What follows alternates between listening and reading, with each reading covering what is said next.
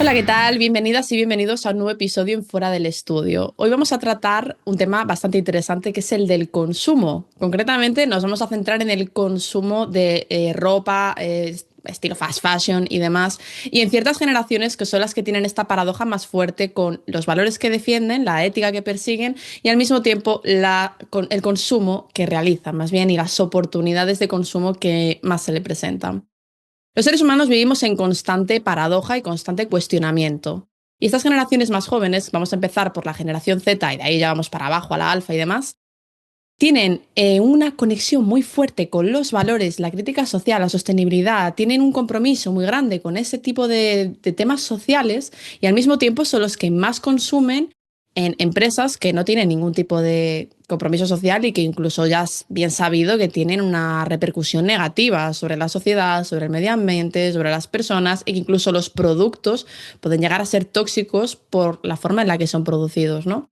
Entonces, ¿a qué precio estamos pagando este consumo masivo, rápido, constante, que sí es accesible, porque es accesible tanto en precio como donde lo puedes encontrar?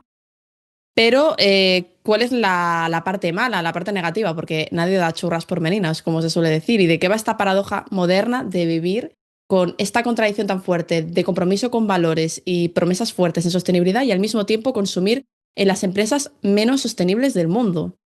Voy a dar unos datos antes de darle paso a Mónica, pero que son bastante interesantes. El primer dato es que uno de cada tres personas encuestadas por este estudio que ha hecho ThreadUp, una de cada tres personas que forman parte de la generación Z dicen que son adictos al fast fashion. El 35% de los estudiantes universitarios que han participado en este estudio dicen que gastan mucho tiempo y mucho dinero en esta industria del fast fashion y el 45% dicen que es difícil resistirse a comprar. Bueno, Mónica, ¿qué opinas de este tema que tocamos hoy? Bueno, pues, ¿qué decirte? Bueno, ya hablamos antes tras grabación de que tenemos perspectivas también bastante variadas a este respecto. Creo que el problema más grande aquí radica para las empresarias y los empresarios en ser consciente, por un lado, del comportamiento del mercado y cómo este repercute en el comportamiento de las personas, más concretamente en la generación Z, y por qué la generación Z tiene un comportamiento bastante paradójico, bueno, contradictorio, y tan diferente a otras generaciones. Esto nos puede ayudar mucho a la hora de tomar decisiones de producto, de posicionamiento, de marca, de lo que sea, de forma responsable y ética, porque aprovecharnos de que haya esta contradicción no es una opción, eso para empezar, que no debería ser así. Entonces, un episodio que, bueno, sabemos que es un tema que se ha hablado varias veces y tal, pero tiene muchos frentes abiertos y muchas dimensiones y vamos a intentar aclararlas todas porque esas dimensiones son importantes a la hora de elegir igual también perspectivas estratégicas, tanto de contenido, de posicionamiento, de creación de producto, de experiencia de cliente, incluso de todo. Así que intentaremos aportar lo máximo posible. Aquí me gustaría recuperar unos datos que ya habíamos comentado sobre realmente cómo se distribuye a nivel adquisitivo la distribución del gasto global por generaciones, ¿no? Y vamos a hablar de las generaciones más jóvenes. Tengamos en cuenta que la generación Z supone o representa un 17% del gasto global que se realiza. El resto del gasto, pues los millennials suponen un 22%, la generación X un 23% y los baby boomers un 20%. ¿Vale? Que tenemos aquí ya prácticamente un 60% del consumo y de todo este consumo total, la generación Z representa un 17%, que es un porcentaje menor y sin embargo, este tipo de industrias son bastante conocidas y parece que, bueno, han estado en auge bastantes años. Sí, hay aquí opiniones contrarias porque yo sé que hay vertientes que dicen, ya, pero es que ese 17 va a ir en creciendo y el 60 restante va a ir decreciendo y tú tienes que estar como, ¿no? Que el 17% va a ir creciendo porque es generación Z que va a ir creciendo a nivel de edad, quiero decir. Y aumentando su poder adquisitivo y demás, sí. Se supone. Se supone que sí, sí. Pero también tenemos que decir que por eso vamos a hablar de puntos psicológicos también, que las personas cambiamos a lo largo del tiempo. Y no voy a tener el mismo comportamiento con 18 años que con 30. Por supuesto que no. Entonces, Es cierto.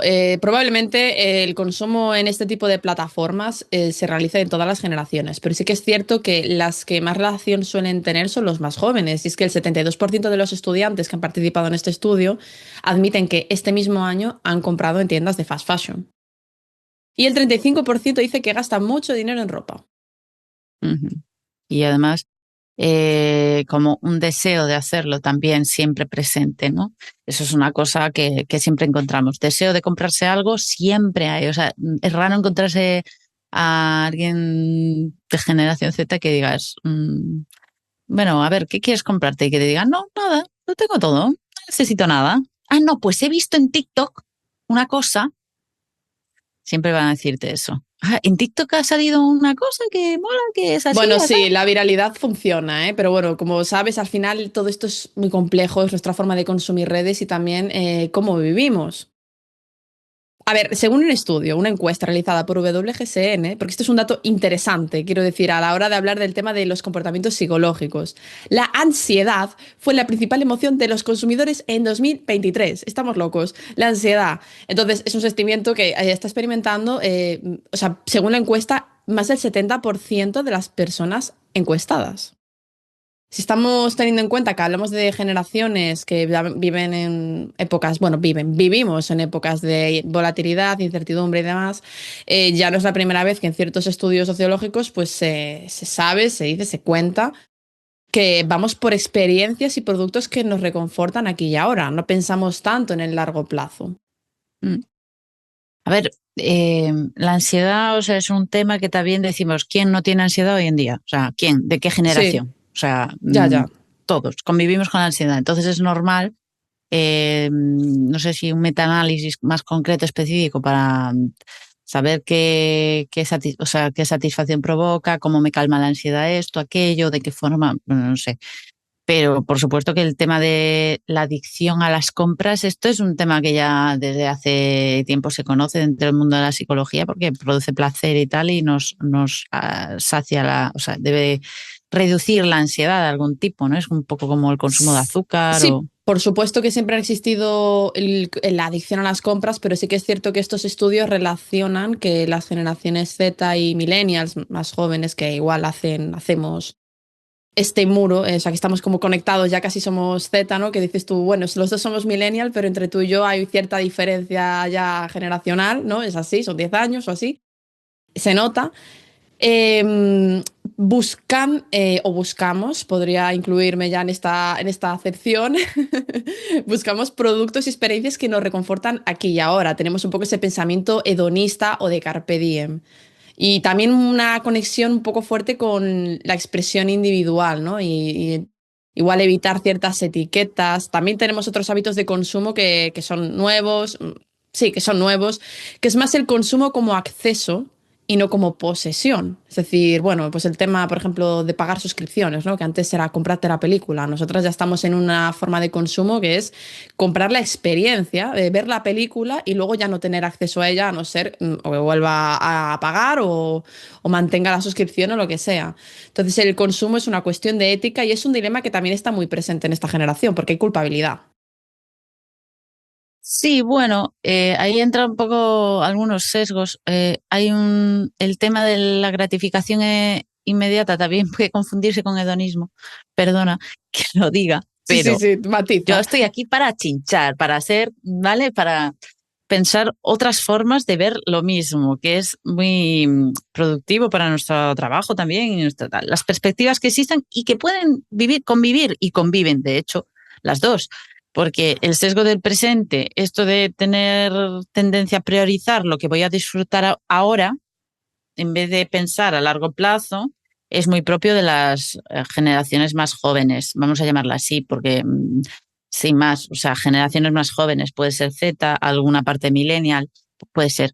Las generaciones más jóvenes, ¿por qué? ¿Por qué es así? No es porque ellos lo decidan per se, sino porque, claro, estamos acostumbrados a que todo llegue ya, el mercado ha favorecido todo esto, que todo llegue ya, que todo sea más accesible, que todo sea más barato, ¿no?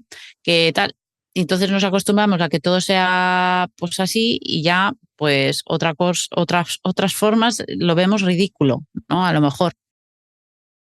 Sí, también está el tema de las seasons, ¿no? Lo llaman, o las temporadas de moda que nos han educado un poco para consumir de esta manera. Bueno, hemos expuesto un poco el tema general, pero como ya vamos entrando en sesgos psicológicos y por Mm. qué consumimos de esta manera, ya podríamos pasar al siguiente tema. Voy a decir únicamente este dato para entrar en materia, y es que el 71% de los universitarios encuestados para el nuevo trimestre ya quería comprar nueva ropa para la escuela. Es decir, una vez por trimestre es como que ya el 70% quiere renovar armario. Este tema es importante porque renovamos armario constantemente. O sea, dejamos claro que hay un tema de consumo que está ahí, que es contradictorio. También la generación Z es consciente de esta contradicción y quieren dejar de consumir de esta manera por motivos éticos, y la sostenibilidad saben que no es sostenible porque la calidad tampoco es buena y porque sienten culpabilidad.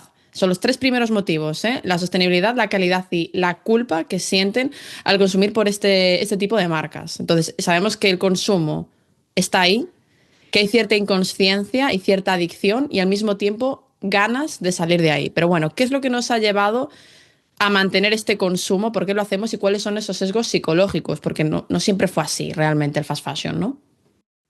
Claro, y ahí estos datos son muy importantes porque nos dicen que sabemos que lo estamos haciendo mal, somos muy conscientes. De hecho, las generaciones jóvenes no tienen dudas a la hora de pensar en el veganismo, en la diversidad de género, etcétera, ¿no? No tiene ningún tipo de reparo en cambiar en eso. Pero cuando se trata del consumo, ahí ya vemos más dificultades de llevar a cabo un consumo ético. Y en parte es por la disonancia cognitiva. Uno de los principales, o sea, barreras, stoppers que nos podemos encontrar en este público a cambiar sus hábitos es que justifican sus malos comportamientos.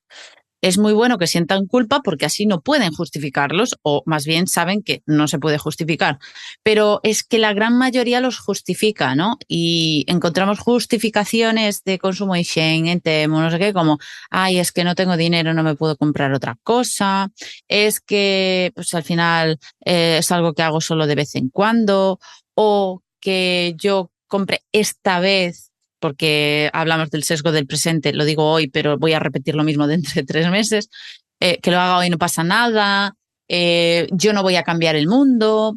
Intentan limpiarse la culpa con este tipo de expresiones que tienen un porqué también, este tipo digamos, de justificación ante la disonancia cognitiva. Voy a romper una lanza a favor de nosotros, las generaciones más jóvenes. Y es que también creo que se nos ha educado de esta manera desde hace cierto tiempo. Es decir, hace 40 años, cuando se creó la industria fast fashion, nos enfrentábamos a paradojas diferentes, ¿no? Que era la accesibilidad a la moda a estratos sociales que no lo tenían tan favorable o que no tuvieron acceso a decidir que se ponían nunca. Entonces, de golpe aparece esta industria, ¿no? Que dice, bueno, te ofrezco estas posibilidades de una manera asequible, produzco en masa y de alguna manera pues llegamos a un término intermedio. Pero es que no era el mismo tipo de producción, no era el mismo tipo de consumo tampoco. Con el tiempo, la producción, aparte de externalizarse a países en los que no se garantizan los derechos humanos básicos, también nos han acostumbrado con el paso de los años a este consumo temporal y de temporada, ¿no? De ahí a que, bueno, el 70% quieren comprarse ropa para el siguiente trimestre. En parte es porque la ropa no dura, porque ahora la calidad ya no tiene nada que ver con la calidad de hace 40 años, no tiene nada que ver. Porque te compras ese tipo de ropa que no dura. Sí, un poco en relación al dato que comentaba antes de que nos estamos acostumbrando en esta generación al consumo como accesibilidad y no como posesión. Es como si la ropa que compráramos fuese tan de mala calidad que ya planificas para cuántas llevadas te va a durar. No piensas en un futuro con ese jersey de igual 10 euros o 5 euros. No piensas Me en muero. 10 años con ese jersey, no, ni se te ocurre. Ya. Ahí entra otra cosa que es, bueno, primero, la toma de decisiones, ¿vale? ¿Por qué nos justificamos e intentamos tal? Aparte de para limpiar esa culpa, estamos racionalizando nuestro mal comportamiento porque nos molesta mucho, pero es que también están en una edad, o sea, las generaciones más jóvenes están en una edad en la que, aparte de tener fatiga mental, porque están consumiendo demasiada pantalla. Esto depende, por un lado, del tipo de consumo de todo en general, el tipo de estilo de vida que tienes. Si usas mucho pantallas, vas a tener más marketing ahí impactándote, más si consumes TikTok o no, si consumes ese tipo de contenido de fast fashion o no, si tu entorno lo hace, si no, eso influye todo, por supuesto. Pero es que aparte de eso, que están en una etapa en la que el cerebro, y lo comentaba con Nerea, porque esto mucha gente no lo sabe, y es así, el cerebro no es estático, no madura a los 18 años y dice, pues ya soy una persona madura. No, no funciona para nada así. De hecho, la adolescencia tiene un rango bastante más amplio de lo que nos pensamos, que puede llevar desde los 12 años hasta los 25, 27, 28. E incluso no cerrarse la etapa de maduración cognitiva, porque pues hay casos en los que no se termina de madurar totalmente, o antes, hacerlo antes también, ¿vale? Puede pasar que madure antes, a los 22, pero muchas personas piensan que en los 18, 19, antes de los 20, ya se terminó el desarrollo cognitivo. Y no, para nada. Es un proceso bastante más largo, es una etapa muy crucial porque surge una poda sináptica cerebral muy grande, es decir, dejamos cosas atrás, es como que cambiamos mucho a nivel cognitivo y entran en juego muchos factores. Uno de los principales y que está relacionado con todo esto es la toma de decisiones. Tenemos que aprender consciente e inconscientemente, lo vamos a hacer, vamos a aprender a tomar decisiones. ¿Y qué quiere decir esto? Que vamos a aprender a crear una tabla de Excel en nuestra cabeza que ponga pros y contras de tomar esta decisión. Cuanto más maduro, más tenemos conciencia sobre los contras de estas cosas. Cuanto más inmaduro, solamente vamos a mirar la columna de los pros, ¿vale? Y normalmente eso está lleno de sesgos del presente, gratificación inmediata, está muy sesgado, porque si no vemos los contras, probablemente tampoco seamos capaces de ver a largo plazo.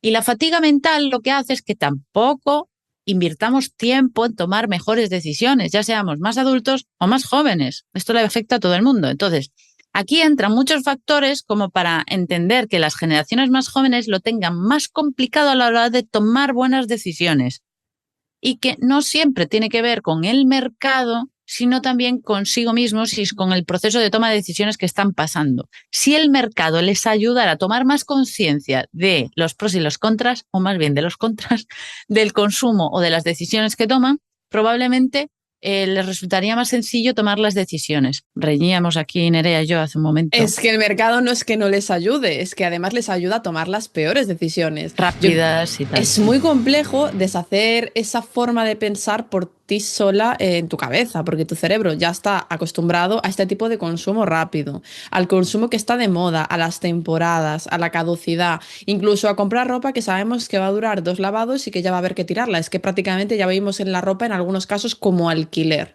Entonces, salir de ese camino, a pesar de que cada vez hay más opciones, no solo es salir a buscar opciones, es salir a buscar otro tipo de identidad, desapegarte probablemente de las modas, pensar más en comprar una única prenda mucho más cara, pero que te dure más tiempo, y pensar en esa forma de armario más a largo plazo. O sea, es que implica un montón de cosas que al final, aunque no sea moverte físicamente, es moverte mentalmente. Efectivamente, claro, pero nos han acostumbrado a lo fácil. Entonces queremos todo fácil. Más rentable, ¿no? Ha sido también acostumbrarnos a lo fácil. Parece ser, vamos. No, rentable no es la palabra, sino que ha hecho que la producción se multiplique, o sea, en todos los sentidos. Entonces, si produzco más y vendo más, gano más, pero no porque sea más rentable, porque eso no es rentable. Ya hemos hablado, ya has dado tú en la presentación de que esto no es sostenible. No.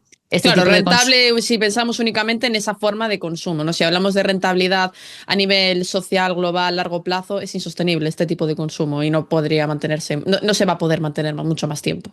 No es rentable en ninguna de las tipologías. Lo que es efectivo a nivel de ganar más dinero, pero eso no es rentabilidad. Rentabilidad no se puede medir solo en una dimensión, quiero decir. O sea, yo lo estoy pensando así. No lo podría yo medir en una sola dimensión. Es rentable, no es rentable, no es rentable porque eso es insostenible. Y como es insostenible, es decir, muchas veces a nivel empresarial se separa mucho. O sea, esta explicación de de las personas, de cómo piensan, de cómo actúan, de cómo tal, se separa de lo que somos capaces de hacer o producir y de lo que puede pasar. Pero si tú lo separas, no cuentas a largo plazo. Es igual que el consumo del agua, el consumo de los recursos. Dijimos, el plástico. ¡Ah, plástico! ¡Qué guay! ¿Pensar a largo plazo en el impacto que va a producir este consumo de plástico? No. Pensar en que hoy es más fácil, más rápido, mejor. Sí, eso sí. Pero a largo plazo el impacto que puede tener de alguna forma, no. Y la gestión de ese residuo, ¿no? Lo que va a implicar después de todos esos años de producción. Efectivamente. Y en las personas lo mismo. O sea, es decir, pienso en lo que va a impactar en las personas hoy, pero no cómo les va a afectar a largo plazo ni nada, ¿no? Entonces, bueno, un poco todo esto viene también de la mano de que en esta sociedad también tan polarizada, en la que todo el discurso es bastante simplista en general, la fatiga mental hace que los discursos simplistas calen mejor, la gente no tiene pensamiento crítico, no se fomenta el desarrollo de pensamiento crítico, con lo cual la reflexión se esconde mucho, no se encuentra.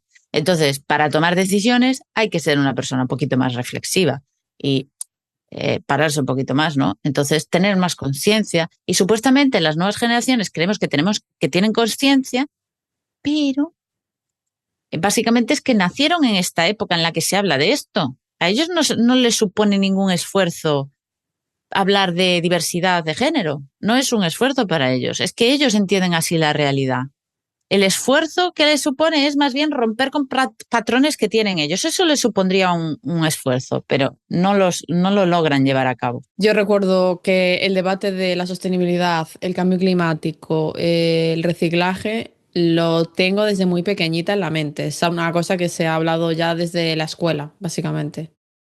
Entonces, rápidamente te ponen mucho el foco en eso, en no malgastar agua cuando abres el grifo. Eso es una cosa que se hablaba en clase y se habló, bueno, yo recuerdo un debate incluso, ¿no? Porque también los niños queremos entender de qué está hablando, entonces, pues bueno, sí que se trataba de explicar de una manera amplia. Entonces, es algo que yo creo que sí que nos ha acompañado todo este tiempo y que a nivel social también es un debate que se ha tenido, ¿no? Obviamente eso va a poner el foco en la forma que tenemos de consumir y de producir, porque estamos hablando de todo lo que ensuciamos las personas particulares en nuestra casa. Eventualmente se acabará hablando de lo que ensucian las empresas, porque al final producen a nivel mucho más grande, más masivo y demás. Pero bueno, desde luego que va a implicar un cambio a la hora de consumir. Otra cosa que comentaba Nerea era esto de que si sabe el consumidor, la consumidora sabe perfectamente lo que está haciendo o no lo sabe. Es decir, cuando compra en Shein, cuando compra en Temu, cuando compra tal, creo que las dos tenemos razón, porque hay una vertiente que probablemente pase de todo, le da igual, es decir, es que yo quiero comprar aquí porque es más barato, así voy a tener más modelitos, voy a estar a la moda, voy a llevar esto, aquello. Y otra parte que es que no tenga ni idea, que no tenga ni idea. Y tú dices, sí, ¿cómo no va a tener aquí, ni idea? aquí es verdad que no nos ponemos muy de acuerdo. Yo soy de la opinión de que prácticamente todo el mundo sabe lo que hay detrás de ese consumo. Me resultaría complicado, creo yo, encontrar a alguien que no supiera el tipo de consumo que está haciendo. Alguien habrá, pero yo creo que es una minoría minimísima. Sí, a lo mejor el tipo de conciencia que tiene es nivel 1, digamos, y se justifica con la disonancia cognitiva, se siente mal y entonces justifica mucho, racionaliza en ese sentido y punto. Y no le da importancia. Entonces, ese nivel de conciencia es, pero no es. Cuando tú no eres totalmente consciente de algo, no lo interiorizas. O sea, eres consciente, sí, lo sabes, pero no eres consciente. Esa es la explicación. Sabes algo, pero bueno, sí, pero no va conmigo, no va conmigo. Eso es una de las, de los sesgos. Bueno, disonancia cognitiva es lo que hace. Es bastante dura, la verdad. Es que es cierto que hay varios motivos por los cuales, pues bueno, el tema del dinero es un tema relevante, ¿no? A la hora de justificar esta compra, que estaba siendo relevante a la hora de justificar esta compra. Ya lo voy a decir en pasado, ¿vale? Porque esto es lo que ocurre cuando hay un monopolio del mercado, que no ocurre solo en el sector de la moda, sino que ocurre en todos los sectores.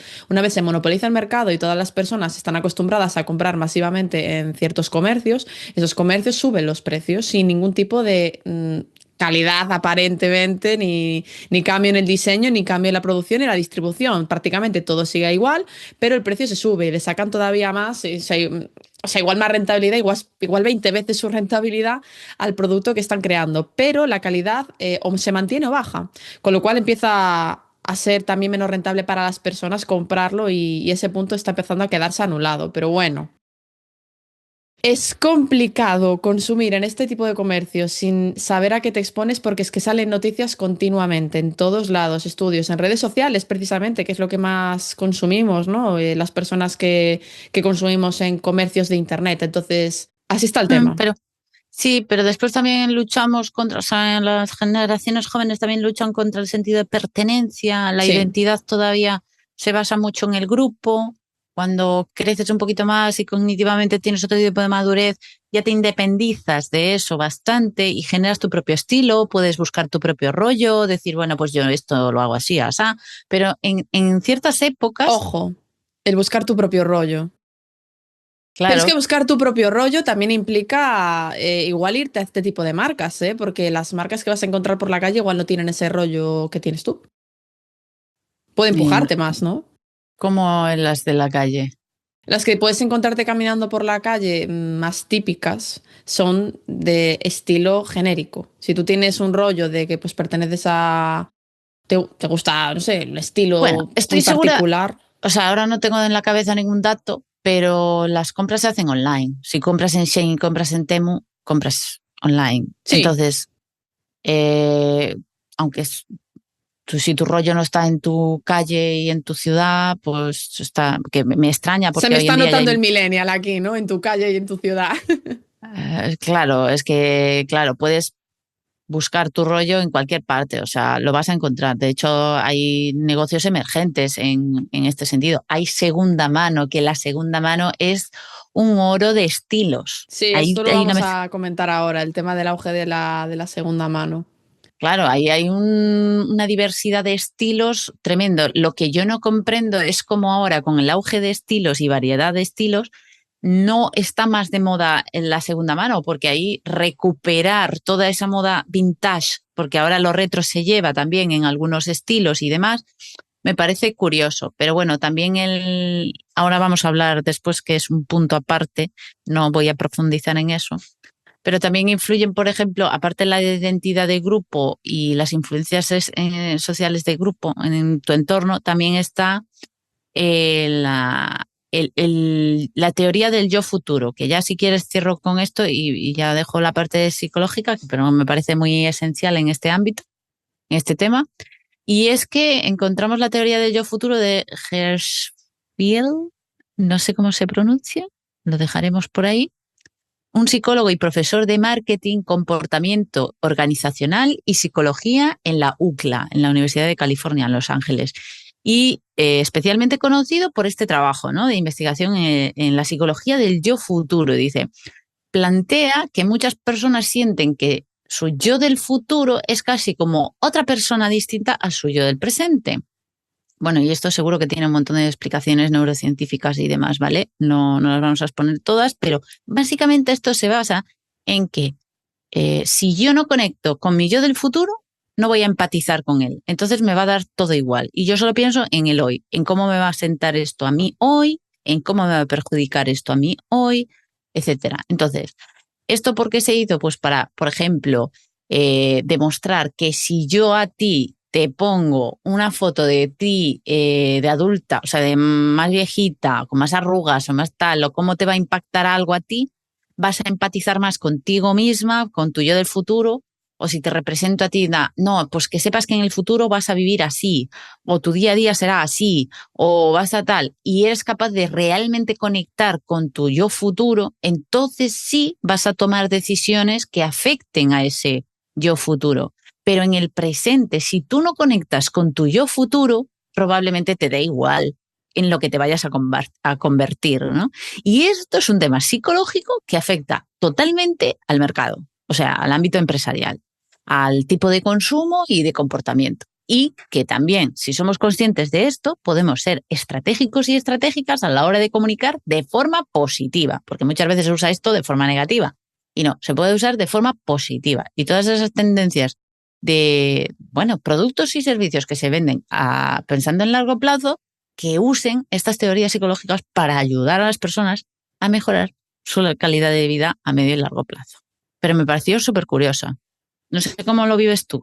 ¿A ti no te pasa? Yo tengo que decir que a mí, yo ya tengo mucho trabajado en este sentido porque soy una persona de pensar bastante a largo y más bien tuve que aprender a pensar a corto. Yo creo que sí, ¿eh? Yo creo que estoy un poco en ese punto también. Yo pienso demasiado en mi yo del futuro y demasiado poco en mi yo de ahora.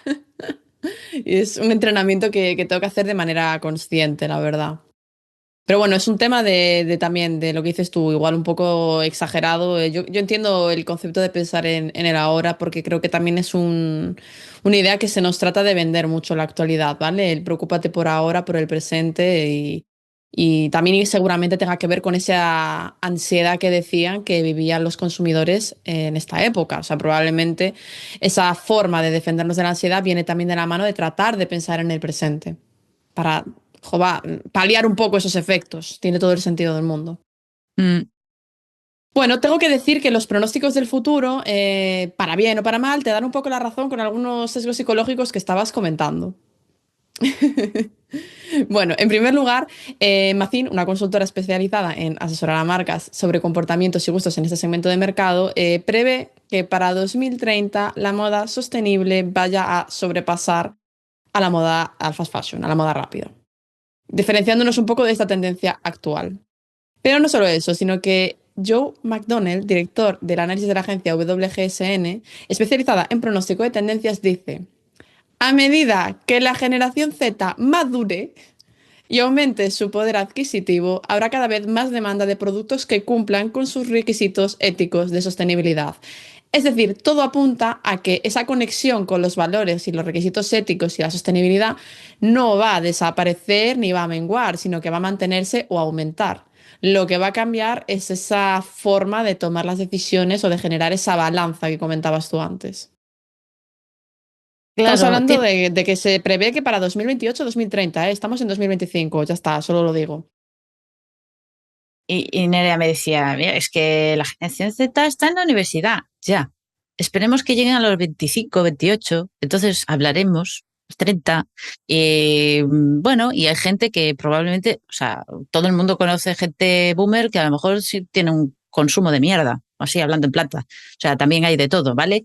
Pero bueno, en números grandes, que es lo que hablamos siempre, así como generalizando y tal, pues así, me parece lógico. Y no es culpar, pero sí es responsabilizar también las familias o la educación, que tienen gran parte responsable también a publicistas, sobre todo publicistas encargados de marketing y demás, que gestionan los mensajes que recibe todo este colectivo, entender que no está preparado para tomar decisiones, que las decisiones tienen que ser más reflexivas y tal.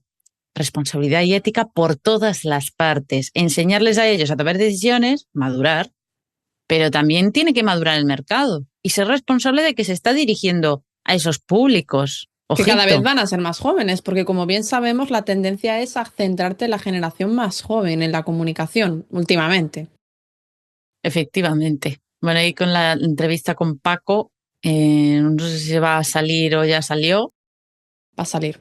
Va a Bueno, salir. cuando esté esto publicado ya salió. Vale, pues ahí se habla de esto. También es una persona que está muy metida, bueno, son personas que están muy metidas en el ámbito de la ética, en la publicidad y este tipo de, bueno, de creación de contenidos y demás. Y la verdad es que no abunda la ética en nuestro sector. Es una vergüenza, la verdad, porque educamos mucho con nuestro trabajo, ¿no? A nivel publicitario, a nivel de mercado de mensaje, muchísimo educamos. Podemos hacer mucho bien o mucho mal.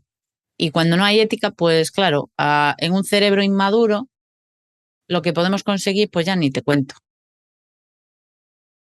Bueno, por suerte se espera que esto vaya cambiando y probablemente vaya también permeando en las generaciones más jóvenes a las que se les tratará de trasladar otro tipo de Es- discurso, esperemos, sí. Esto es muy importante de cara a que si tú quieres esa empresa de 100 años, o esa empresa a 50 años, ya no vamos a 100, vamos a 50 años, ya tienes que tener en cuenta que las generaciones van a ser así, o sea, van a tener unos estándares, lo que hablamos siempre nosotras, ¿no? De que la ética no es una opción, no debería ser una opción, sino un estándar. Yo tengo que esperar calidad en mi producto, tengo que esperar que cumpla ciertos estándares, ta, ta, ta, ta, ta, ta. Y esto ya dentro de poco ya toda esta generación ya lo va a tener como un estándar, que es lo que va a pasar. Ya no es, voy a ser sostenible. Eso no se dice porque se da por hecho, ¿no? Y lo que es el arma de doble filo que es Internet, que en parte este consumo insostenible, masivo y compulsivo se ha podido mantener por las redes sociales, por la venta por Internet, por la desaparición de intermediarios, y va a desaparecer probablemente por lo mismo, porque uno de los motivos por los cuales está empezando a haber este auge es porque la compra de segunda mano está ahí, la creación de contenidos de influencers que hacen contenido de moda, venden igual, pues como comentabas tú antes, Mónica, productos de archivo o vintage, los venden pues en su perfil de vintage de segunda mano porque ya no los utilizan, los compran seguidores, le dan una segunda vida. También existen empresas o pequeñas marcas o pequeños emprendedores que empiezan a darse auge a su emprendimiento de ropa más sostenible, otro tipo de producción más artesanal y funciona por las redes sociales, por esa venta online. En parte, pues mira, es ese arma de doble filo. De hecho, hay un informe de ThredUp que prevé que el mercado de la ropa de segunda mano alcance los 350.000 millones para 2028. Es un aumento. Entonces, parece que bueno, va a ir todo en esa dirección precisamente por las mismas herramientas que ahora estamos yendo en esta. Y cada vez pues estamos más cerca de esa fecha límite, de yo deseando ver lo que va a ocurrir. Nosotros por nuestra parte cada vez estamos más metidas en nuestro rollo de ya de tejer, hacer nuestras tazas, ¿no? Ya cada vez más, bueno, nos falta, no sé, aprender a tener un rebañito y tal, y ya podríamos irnos a la montaña, Bueno, yo ahí te gano terreno, un porque yo poco. ya, yo ya tengo gallinas en casa de mi madre. Pero, a ver, es vuelta al origen, sí, lo artesano gana más, ¿no? Relevancia, lo artesano, la segunda mano, lo hecho a mano. Bueno, al final es una cuestión de una guerra de poder o de valor, no de poder, de valor. Es una guerra del valor. ¿Qué es a lo que le damos valor? ¿Con qué nos sentimos más especiales? ¿Vistiendo una prenda que hemos hecho nosotras mismas o que sabemos que ha hecho una persona dedicando ahí su obra, no sé qué?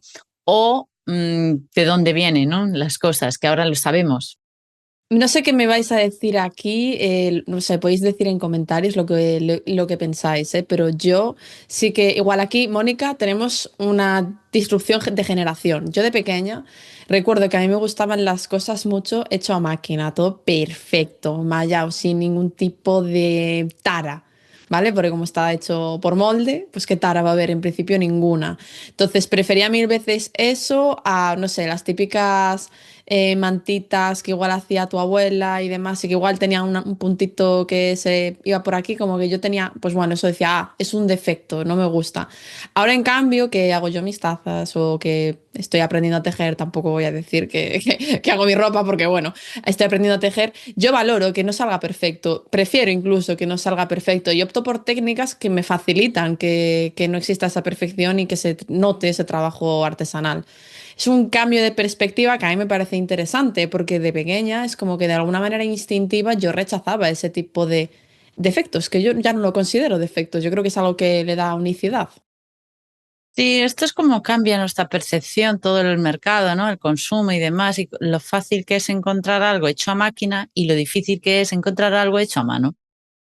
Bueno, y esto entraríamos en el tema de lo valioso que es el tiempo y el poco tiempo disponible que tenemos, porque este sistema lo que hace es llenarnos de cosas que hacer y cosas pendientes para ser productivos, y esto ya entraríamos en otro tema. Pero yo creo Claro. que el tiempo libre es más escaso. Las cosas artesanas antes eran más comunes porque había más, o sea, se trabajaba menos o se trabajaba más en el campo o en casa, y estamos hablando de 60 años, 70 años de diferencia, o sea, no hay tanta, es hace poco, ¿eh? 70 años, 60, 70 años en los que pues había más gente, vale, sobre todo amas de casa, pero gente en casa haciendo cosas con cierto tiempo libre o más pensando en hacer cosas para casa y O demás. igual no había otra manera de conseguirlo también, o lo hacías de esa manera o no lo tenías. Algunas cosas probablemente, no todo, pero probablemente, o no eran tan accesibles, económicamente era más barato hacerlo tú en casa que comprarlo, probablemente. Ya. Entonces, ese tipo de cosas ha hecho que en aquel momento dijeras, esto es de pobres, esto es de gente que no puede, Puede esto ser. perdiera valor, ¿no? Y que con el tiempo, como esto es algo que requiere un pensamiento reflexivo, así tengo mis principios, compro en segunda mano porque tengo principios, porque tengo valores, hago algo artesanal porque invierto tiempo en hacerlo, he aprendido a hacerlo, me ha costado un tiempo, ¿sabes? Como que las cosas tienen más valor ahora porque se les da más valor, porque tienen más valor, porque el tiempo tiene más valor. Te Yo creo que tiene, empodera, ¿eh? Te empoderas pensándolo. sí, sí, porque es así, porque es así, porque es así. ¿Y cómo cambió en 60 años la percepción Sí, te tienes que reconciliar también, ¿eh? Con ese fallo. Yo me he tenido que reconciliar con ver que hay una fila en la que he cometido un error, que no va a haber nadie, solo lo voy a ver yo, que soy la que ha visto esa fila 5 millones de veces, pero te reconcilias y al final lo valoras de otra manera. Como te digo, yo ya te digo que hasta me gustan los errores que cometo con algunas piezas y, por ejemplo, algunas de mis piezas de cerámica son mis favoritas precisamente por el error que tienen en el esmalte, que le dan un patrón único, por ejemplo. Sí. Cosas. Bueno, yo sí que confesar que yo como ya en mi adolescencia era una artista, así de alma artística, pues claro, hacía óleo y yo no había aprendido en ningún sitio a pintar y usaba materiales que tenía yo por casa y de cualquier manera y yo pintaba abstracto, sobre todo, que era lo que más me gustaba. Con lo cual ahí tú ya tienes una forma de ver la imperfección distinta. Es como que lo imperfecto va a tener algún significado para ti, no sé. La perfección la buscas de otra forma, no sé. Entonces ya no, yo nunca fui así tan estricta Bueno, en para eso. mí fue una revelación, te lo tengo que decir. Es decir, yo cuando hago líneas rectas las hago a mano alzada, no uso la regla. Dependiendo para qué, si es un trabajo y todas Sí, esas sí. cosas, pues sí, ¿no? Pero yo soy de las que no necesita una regla para hacer una línea porque dice, bueno, más o menos. Y me sale bien porque de tantas veces que lo he hecho sin regla, pues al final las hago muy bien, pero errores tiene, claro, no es completamente como si tuviera la regla, ¿no? En ese sentido. Pero bueno, está chulo en qué hemos concluido, ¿no? Al final, cómo hemos concluido este tema, porque sí que es un tema muy sonado, lo de la paradoja de la generación Z que dice una cosa y hace otra.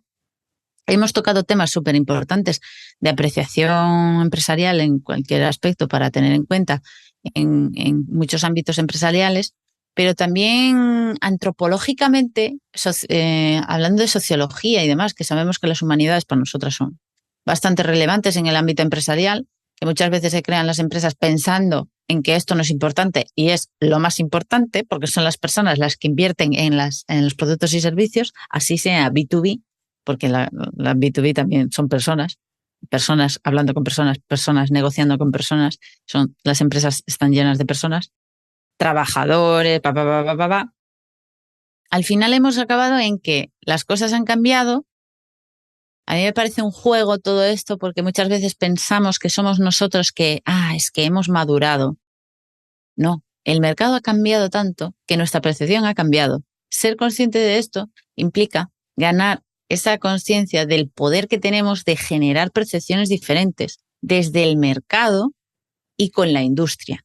Y cómo la industria y el mercado ha impactado en la forma en que las personas y la sociedad percibe y valora las cosas. Un final muy poético para un episodio muy poético.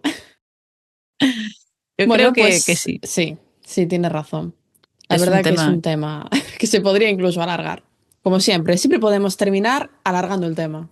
Sí, total, pero creo que eso ya da para bastante y creo que, o sea, para pensar, reflexionar Sí, y estará guay saber qué piensa la gente, ¿verdad? De sí, que esto. nos lo podéis dejar en comentarios. Y yo tengo la verdad curiosidad también por lo que comentaba antes de vuestra relación con la imperfección. Porque para mí sí que ha sido algo que he tenido bueno, que pasar. Y tú también, lo que pasa es que lo pasaste antes, ya te lo digo. Probablemente. Lo de no te Sí, salgas de la raya, ¿no? Cuando estás sí. coloreando. Sí, tú lo pasaste antes simplemente, pero lo pasaste y tuviste otra relación por esa reflexión. Pero tienes que hacerla. Yo creo que tienes que Mm, hacerla. Entonces, bueno, esto Probablemente. es todo por el episodio de hoy. Nos vemos en el siguiente. Hasta Chao, luego. chao. Chao, chao.